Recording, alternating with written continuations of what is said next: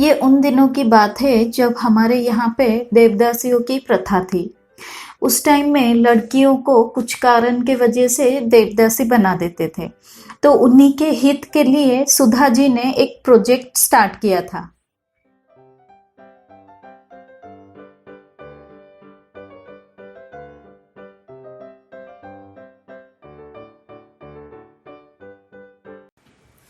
पहले पहले जब वो गांव में जाती थी और एड्स के बारे में ये देवदासियों को समझाती थी, वो लोग सुनते नहीं थे। लेकिन थोड़ा सा इंसिस्ट करने के बाद फिर वो लोग इरिटेट होके सुधा जी के ऊपर कभी चप्पल तो कभी टमाटो फेंकते थे और उनको रिप्लाई करते थे, तुम क्या कोई ऑफिसर या मिनिस्टर हो क्या जो हमें समझाने आई हो।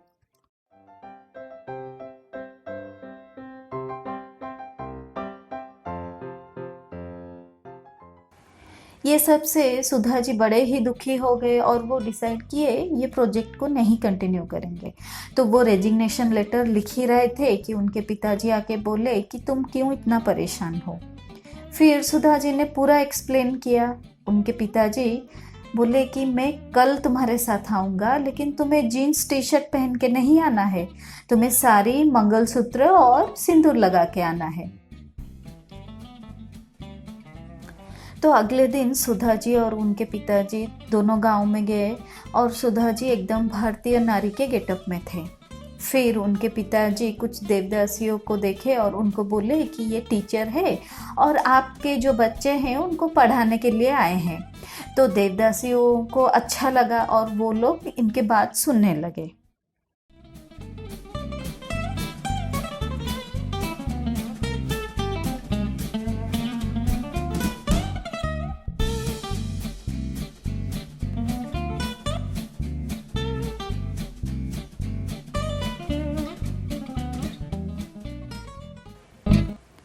फिर जाके सुधा जी का प्रोजेक्ट थोड़ा आगे बढ़ा और वो ये बच्चों के स्कॉलरशिप के लिए काम करने लगे और कुछ बच्चे तो पहले साल में ही स्कूल में जाना स्टार्ट कर दिए।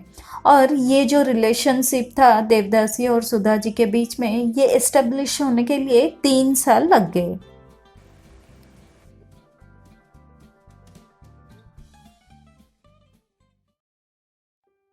फिर सुधा जी रियलाइज किए कि इनको सिर्फ मनी डोनेट करने से इनका सेल्फ कॉन्फिडेंस बूस्ट नहीं होगा। इनको कोई एक कॉमन गोल होना चाहिए जिसमें वो सब मिलके काम करे।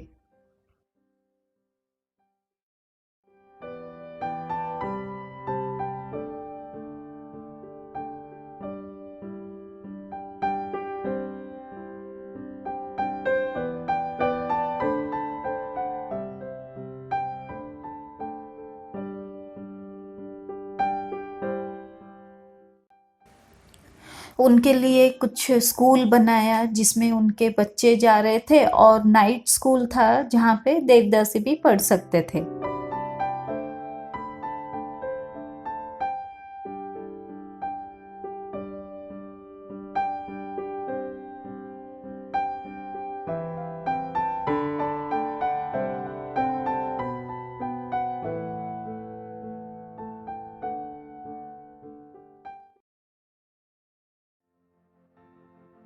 फिर 12 साल के बाद कुछ लेडीज आके बोले हमें एक बैंक ओपन करना है। हम इतने पढ़े लिखे तो है नहीं, लेकिन हमें खुद का कुछ करना है। फिर प्रोफेशनल्स के साथ कंसल्टेशन हुआ, फिर गाइडेंस लिए, उसके बाद फाइनली वो लोगों ने एक बैंक ओपन किया।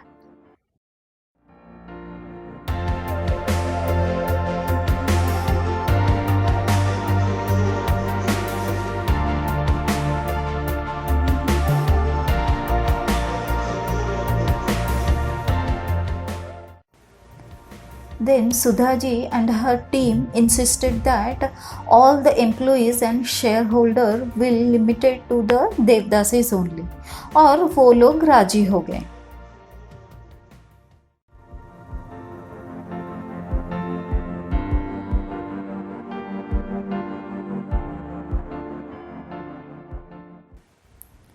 फिर धीरे धीरे ये बैंक ग्रो करने लगा और 3 साल के अंदर ही 80 लाख का डिपॉजिट हो गया और वो लोगों ने 3000 देवदासियों को एम्प्लॉयमेंट भी दिए थे।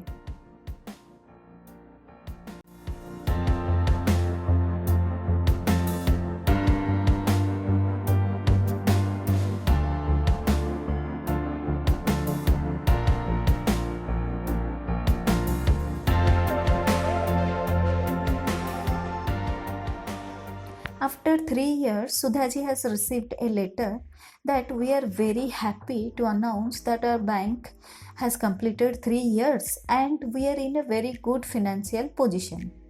We all have collected 100 rupees each and make 3 lakhs rupees to celebrate this day. Akka, you have visited our village so many times at your own money. But this time we want to book a air conditioner bus and a good hotel room for you to stay. And Sudhaji knew that this air conditioner bus and this hotel how much mean to them. So she has decided to come by herself.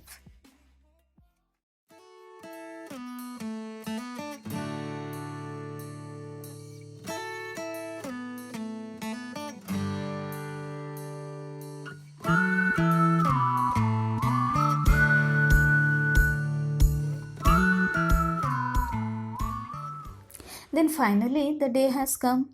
After all speech, an old Devdasi came to the stage and stood very proudly and said, "We want to give a gift to our Akka. This is a bedspread and this is stitched by all 3000 women. So this is from our heart to yours."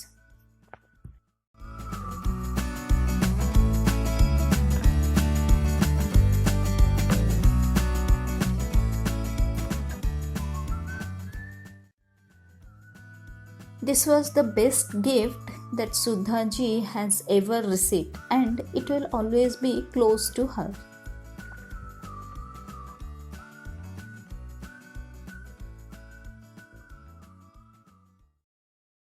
ये जो table runner मैंने बनाया है इसका process एक बार मैं समझा देती हूँ।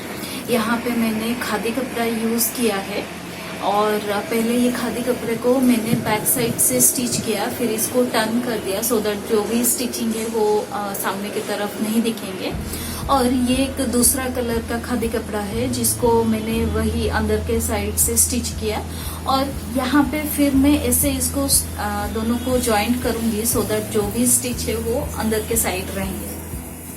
यहाँ पे जो कलर मैंने यूज किया है वो फैब्रिक कलर है और ये फ्री हैंड पेंटिंग है। यहाँ पे मैंने कुछ भी मेजरमेंट लेके ऐसा कुछ बनाया नहीं है, जस्ट नॉर्मल फ्लावर एक बनाया है फ्री हैंड से। और यहाँ पे फैब्रिक कलर यूज किया है सो दैट ये पानी में धोने से कुछ नहीं होगा। एंड यस, फाइनली हमारा ये जो टेबल रनर है ऐसे दिखेगा विथ फ्लावर्स।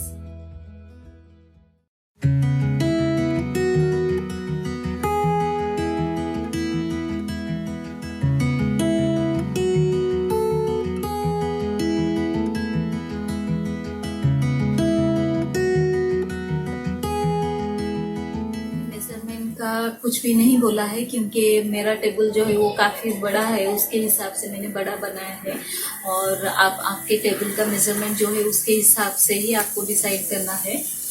और अगर आपको मेरे वीडियोस के कंटेंट अच्छे लगते हैं, एंटरटेनिंग लगते हैं या फिर कुछ सीखने को मिलता है तो फिर प्लीज़ सब्सक्राइब कीजिए, लाइक और कमेंट ज़रूर कीजिए। Thank you so much.